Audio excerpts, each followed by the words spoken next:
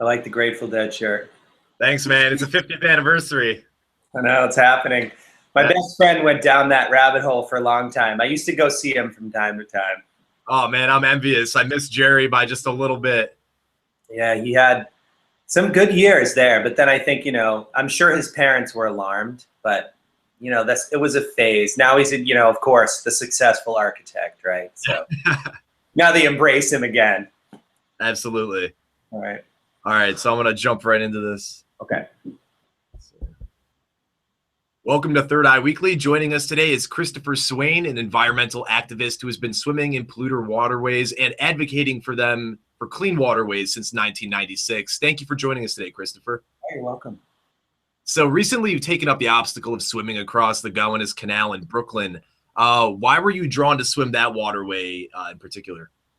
Well, I think one reason is that when I was looking at the whole piece of it, so I was thinking about the UN's World Water Decade that was 2005 to 2015, and I was at the UN right as it was wrapping up. And if you stand on the terrace there looking out over the East River, it's a beautiful view, but one of the things that occurs to you if you're a water guy is two of the dirtiest waterways in the country you can almost see from the United Nations, right? You can see Newtown Creek coming out, and you can see the Gowanus Canal. Well, you can't see it, but it's right down there around the corner. So I thought, for all this talk that we do, saying, oh, if you want a really dirty waterway, you got to go to Asia or Eastern Europe or Africa, right? And they've got some bad stuff, sure. But right here at home in North America, there's some really troubling stuff that we haven't gotten around to cleaning up yet.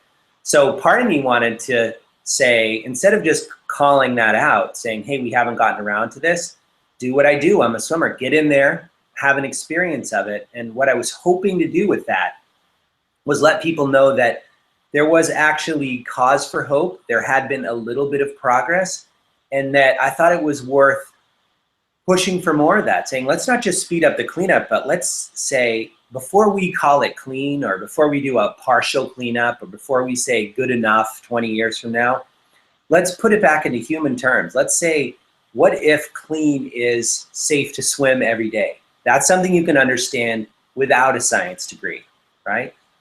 So that was what was driving me on the Gowanus thing, and the same will be for Newtown Creek. Like, I'm a swimmer, I want to swim in clean water, and even if the Gowanus Canal is the most messed up waterway in North America, I have this crazy dream that it could be a jewel, that it could be gleaming in the sun and kids would swim in it after school, this kind of thing. So what are some of the most hazardous toxins in the Gowanus River, and how did you prepare for that, swimming in that toxin? Well, first step is you got to do your research, right? You got to figure out what is in there. And it's sometimes easier with the Gowanus to think of it in two layers. So there's the water column, and then there's the muck at the bottom. So we could start with the muck at the bottom. They call it black mayonnaise because that's the consistency of it. And it's a 10 to 20 foot layer of toxic muck that's down there, which I could poke into with my feet as the tide was going out when I was swimming, which is alarming. And what's in there is everything that we ever dumped into this industrial waterway over the last 300 years. So that's toxic chemicals like PCBs, that's heavy metals like arsenic and mercury, that's coal tar residue from back when we were burning coal to make, heat the steam that heated the buildings in Brooklyn. All that stuff's down there. And there's a few fun facts, like the EPA is going to take 600,000 cubic yards of that out over the next 20 years. And because of the coal tar residue, some of that stuff's so flammable, they're actually going to be able to burn it for energy, if that gives you a sense of how bad it was. The other piece is sort of the mythic piece of the Gowanus Canal, the sort of the organized crime part of it, which is if you talk to the police or if you talk to some of the older immigrant populations, their stories about the Gowanus are about who was thrown in there because they did this or that, or what evidence was discarded in the canal after this crime or that crime. I think the guy who wrote the book Motherless Brooklyn said that the Gowanus is the only waterway in the world that's 90% guns. So who knows what's down there? But that all needs to be scooped out. Then the other piece is the water itself. So why is the water dirty? Well, obviously if you throw dirty stuff in, it gets dirty. But the big reason is just a plumbing issue. So many of these older cities, whether it's Boston or New York or Newark, the pipes went in before we had a sense of where we hope to be as a nation around the environment, around water. So another way to say that is, in the old days, it was normal to send your sewage straight into the nearest waterway. That's what everyone did. So it wasn't this difficult choice, good versus evil. It was like, hey, that's what we do. So imagine there's all these pipes under New York City, and I'm not singling out New York, all the big cities have it, that go straight to the nearest waterway. So in Brooklyn, they're going to the Gowanus Canal. Okay, and then when it rains, water's going down the storm drain system. So back in the day, that's fine. It could go into the same pipes, and those same pipes could go in. Who cares if rainwater, meltwater, sewage, it's all going in. Okay, flash forward to the time in history when people started thinking, you know, maybe we shouldn't put raw sewage into the waterways. Then we're into building sewage treatment plants and stuff like that. And that starts by connecting those pipes to the plant, saying, whoa, we can't just have a straight pipe into a waterway. We should run it through the plant, treat the stuff, and let it go. And that's fine on most days. But if it rains, for instance, if more than a 20th of an inch of rain falls in Brooklyn, then there is too much water in those pipes. Now you've got pipes that have sewage in them from the buildings and the homes, and you've got rainwater filling those pipes, and you've got walls of water, thousands of gallons a second, heading into these sewage treatment facilities, right? But they can't handle that amount of volume because it's way too much. Very quickly, if you do the math, you're into millions of gallons and you can't do it. So you can't do it all at once. So what happens then is they have to open the gates and send that stuff right in, which means every time you get a big, what we would call stormwater event, big rainstorm that goes on for very long, in any of our big cities, what you're going to get is raw sewage in the waterways. So that's the first piece for a swimmer. Like, has it rained in the last 3 days? Because if it has, you could be swimming in all sorts of bacteria, viruses, and protozoans. The other things are things that you would probably guess would be in there. So there's oil and gas on the surface. There's foam that looks like sea foam, but really it's emulsified fats and grease from the storm drain system, from restaurants and wherever else that have been boiled up by what's coming in from the flushing tunnel. And that stuff appears as foam, but it slimes your suit and your gloves. And you can feel that. The oil and gas that would end up on the streets, it doesn't take much for that stuff to get in. You know, even a small rainstorm, you're going to see rainbow sheens on all the puddles, right? Well, that stuff will all be in the canal as well. Bubbling up from underneath from this black mayonnaise is also some of the residual stuff. So we mentioned burning coal for energy back in the day, right? So those coal tar residues are still down there in the muck, and they bubble up and they show up as these contained sort of oval-shaped rainbow slicks that are floating along the top of the Gowanus Canal as well. And so when you're dealing with oil, gas, petroleum-based residues, you're dealing with the VOCs, the volatile organic compounds you don't want to breathe. You mess up your brain. You get that stuff in your body. Some of it's hard to get out. I mean, we joke about, like, you know, when I was little, I liked the smell of gasoline. And I think there's people who are like, yes, you know, I've experienced what can happen to my brain when I smell gasoline. One of the things that's happening is it's doing a massive amount of damage in a short time, and your body's responding to that as best it can. And that's a lot of the feelings, the sensations you're having are the sensation of a complete neural destruction and your body trying to respond. The other side of that is that's not the best experience you would have as a swimmer. So in terms of what I'm doing to protect myself, my plan when I went into the Gowanus was, how can I limit my exposure in every possible way? So the first thing that I decided to do is, we'll try to come up with a strategy where I get almost no water on my body at all. Second thing I'll do is I won't put my head under. I'll swim like my grandmother, like do the breaststroke with my head up, you know, like she was doing that to protect her hair, right? Because she was from the generation, like, I think you went and did your hair once a week and that was it. You're not messing it up. You're not getting it wet till the next week, right? That's grandma. Another piece of it was pick my day so that I don't end up in there with sewage. Actually, the day I swam the Gowanus Canal, it met the swimming standard for sewage, which people can't believe, but we timed it out so it would. And because it hadn't rained in a couple of days when I swam, I also avoided a lot of the oil and gas slicks. And we cooperated with the city, so they moved the boom that caught a lot of the and holds a lot of those the foamy emulsified fats and grease. So a lot of that stuff got to go down, so I wouldn't go through concentrated areas of that. So I planned that. And then in terms of my actual body and my exposure protection, I wore this dry suit. So a dry suit is not like a wetsuit. It's a suit that you can get into through a big zipper here, but it's designed to keep water off your body. And here's how it does that. It does it through a system of seals. I don't know if I can get the wrist seal out, but basically what you're doing is you're sealing the wrists, you're sealing the feet, and you're sealing at the neck. And then these are watertight zippers that you close once you get in. So basically no water touches your body would be the simple way to talk about that. Then on my head, I wore swim cap, goggles, earplugs, and we're still dealing with exposed skin and hair. So I put non-petroleum water barrier cream, basically ointment, all over everything else. And I use non-petroleum because petroleum-based products will break down the seals on a suit, right? It'll break down the neoprene and the latex. So you can't use Vaseline, for instance. So that just left my mouth exposed. So we had a 2-part plan for getting exposed to stuff in my mouth. Part 1 was, if I got water in my mouth, which you do swimming, right? Even if you don't want to, then I would gargle with hydrogen peroxide solution. The same stuff you dump on your cut, maybe if you cut your finger.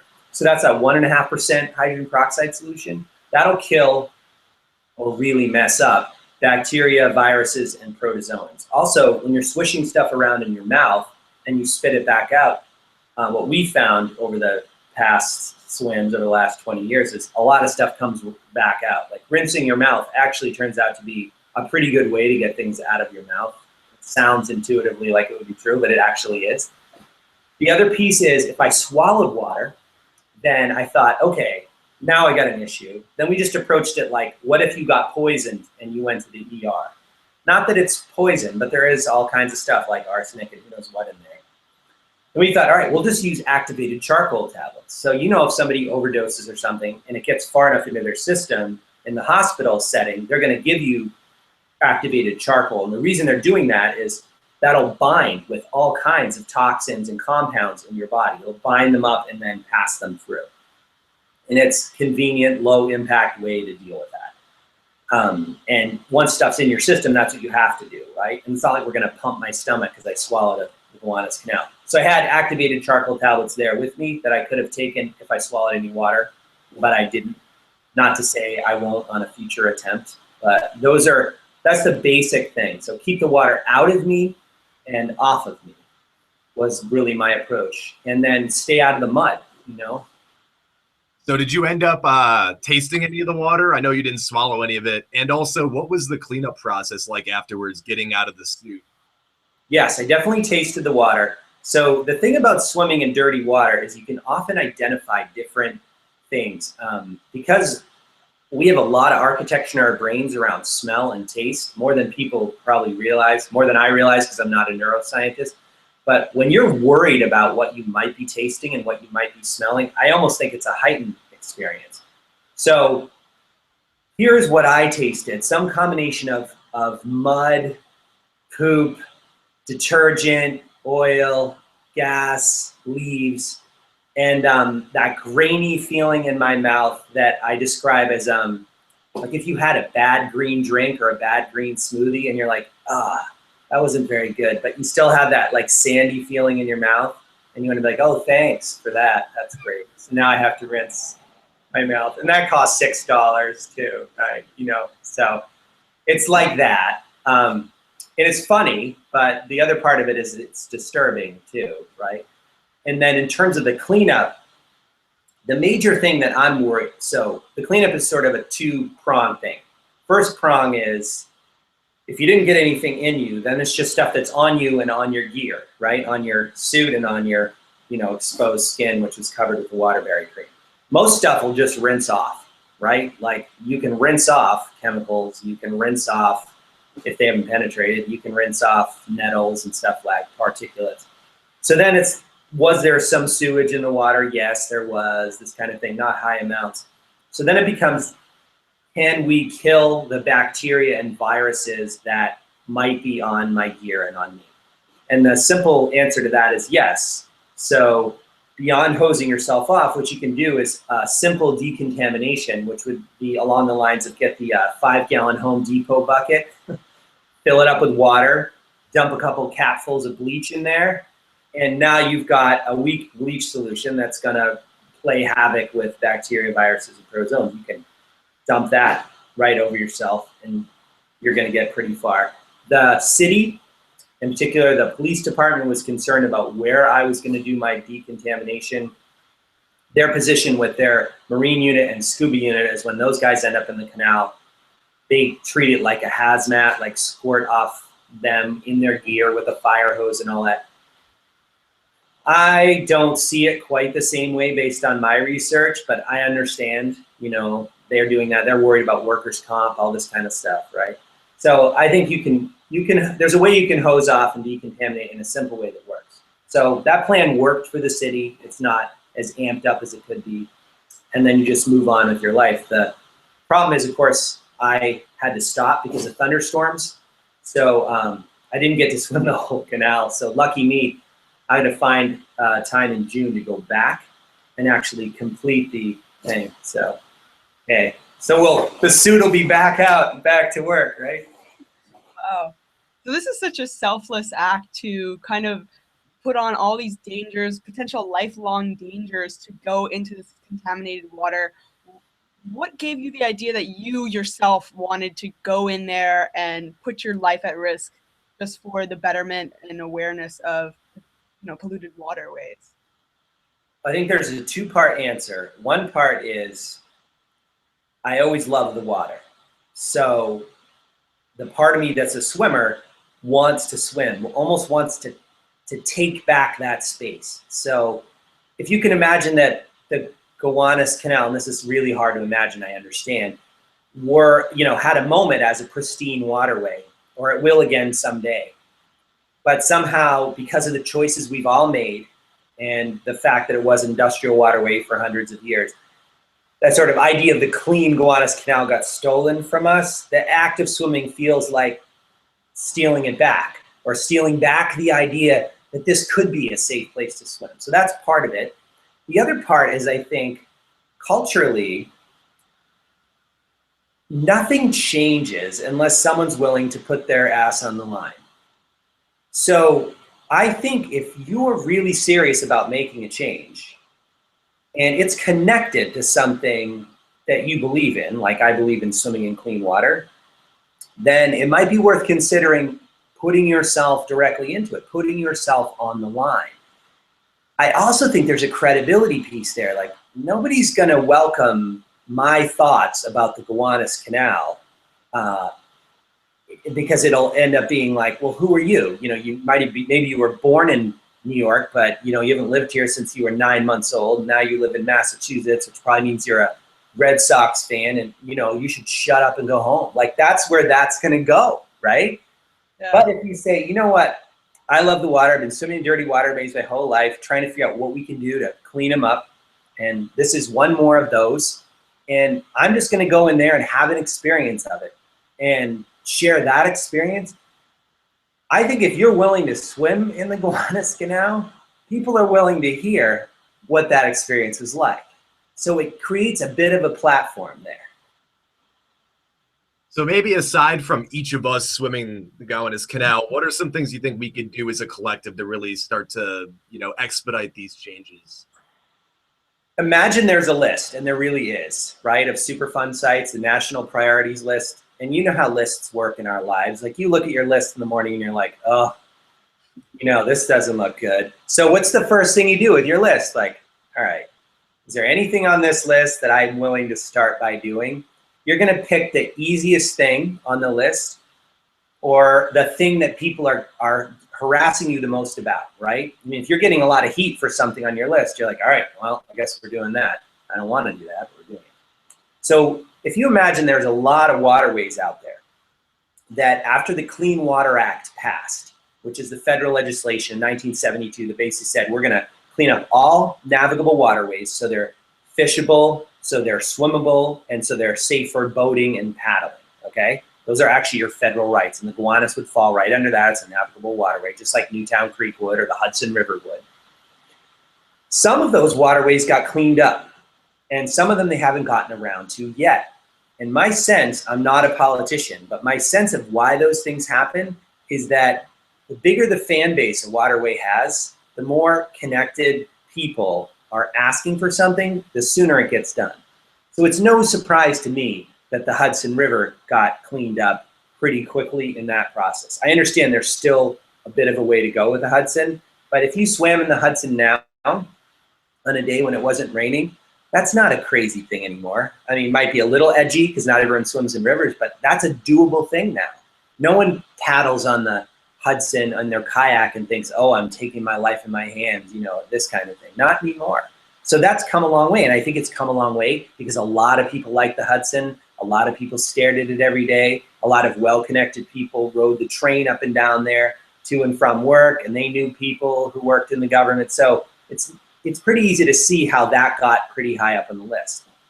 What the Gowanus doesn't have is a group of people who really, and by a group of people, I mean a large group of people who really love and appreciate it, right? It doesn't have fans. It doesn't have advocates. It has a few, but it's in no way a mainstream activity advocating for the Gowanus Canal. What the Gowanus has is people who try to avoid the stench of it when the wind's right in the summer, right? Or look away from it when they're going to Whole Foods, or ride their bikes across the bridges really fast so they don't have to have that experience, or don't want to look at the trash. So what I'm thinking is if you shine a light on something like the Gowanus Canal or on Newtown Creek, people are going to get to know it, and people that might not have known it before. If you point out that there's cause for hope, that there's actually a little progress, that actually we have a right to pushing the cleanup far enough that we could swim in it, then I think people might get to the point where they think, well, okay, so we're getting somewhere. It sounds like it's doable. Then hopefully even get from there to why not? Hey, why not? Why not make the Gowanus Canal a diamond? Sounds insane, but it also sounds like a cool idea. So what I was hoping with the swim is to get more into that space, like shine the light, introduce more people to the canal, hopefully make the canal more friends, and then hopefully there's a larger group of people who say, all right, yeah, that's great. We like the canal. There's cause for hope. Let's get it done. Let's go the whole way. Let's get it safe for swimming every day. Well, I think you've definitely got us as fans now. Christopher, Yeah, thank you so much for joining us today. It was a pleasure speaking with you. Oh, you're welcome, and thanks for letting me do my show and tell. Anytime. All right, well, take care, you guys. Yeah, you too. Have a great day. Take care on the next swim. Good luck in Thailand. All right, man. See ya. See ya.